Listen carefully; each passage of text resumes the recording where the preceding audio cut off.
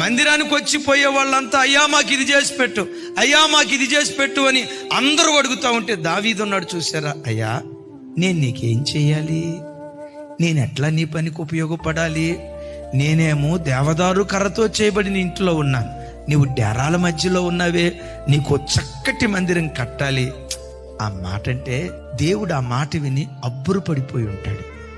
అక్కడ అంటాడు, ఇశ్రాయేలీయులను 40 సంవత్సరాలు అరణ్యంలో నడిపించిన దినం మొదలుకొని న్యాయాధిపతులు పరిపాలన చేసిన కాలం వరకు, సౌలు కాలం వరకు నేను ఎప్పుడైనా ఎవరి యొద్దకైనా వచ్చి నాకు మందిరం కట్టించమని అడిగానా అంటాడు దేవుడు అక్కడ.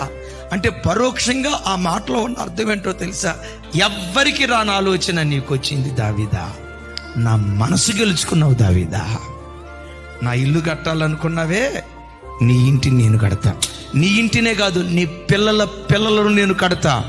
భూమి ఆకాశాలు నిలిచి ఉన్నంత కాలం యెరూషలేము నిలిచుంటుంది, యెరూషలేములో నీ సింహాసనం నిలిచుంటుంది.